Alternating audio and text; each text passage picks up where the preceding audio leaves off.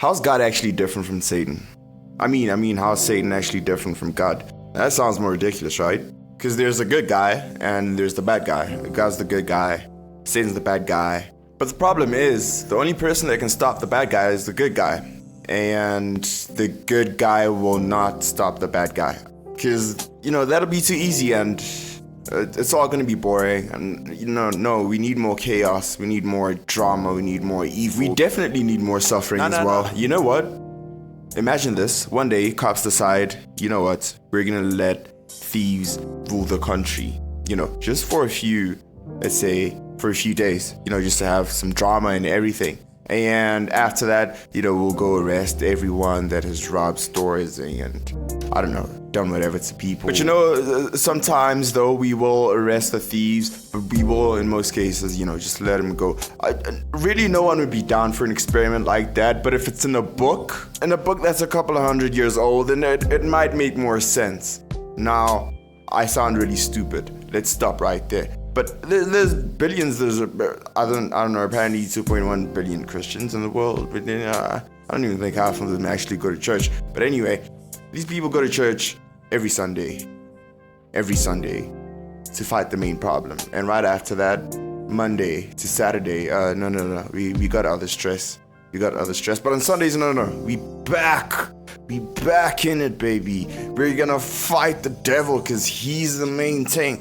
But on Monday, I'm gonna go to work. Tuesday, I'll still go to work. Saturday, I'll probably have a braai and chill and, have a grill with the people, a meet and greets. But on Sunday, oh my word, we're going crazy. Because the devil's the main problem. And don't even think that I'm attacking Christians specifically. They're just an example. Religion to me is like the same thing. They all have a God and they have the counter God. They have the bad God, they have Satan, they have the devil. So back to it, who really is the bad guy in this situation?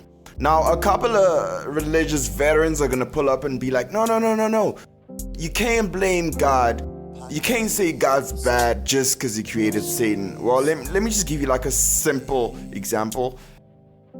Okay, there's Mercedes and they make cars. Sometimes car accidents happen and it's so unfortunate that we lose people in them. And you can't blame Mercedes. Now, just because Mercedes made a car that caused an accident doesn't make them bad. But thing is, in this situation, Mercedes can control the situation. They can't actually control if the accident happens or not. But in this case, God can control everything. He's hands-on, fully. Except he decides to actually let it happen. So now imagine if Mercedes could control if accidents happen or not, and sometimes they ignore it. You'd probably say Mercedes are bad. You'd definitely say Mercedes are bad. So at the end of the day, these people are trying to fight bad with good that's bad. Now that sounds really, really poetic. Now the funny thing is, they always defend this with free will. Now, I do not know how this makes any sense because God is the one that also created free will. God is the one that created the thing that allows evil to happen. And he has control over it. At this point, you don't even have to be religious to know what's good and what's bad. You really don't. So what's the whole point of religion? Religion is basically a fusion of jazz and funk. It's junk. A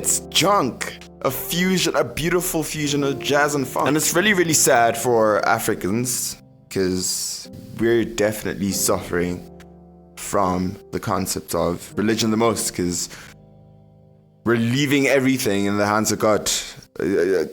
Does God exist? I don't know. I'm not going to talk about that today.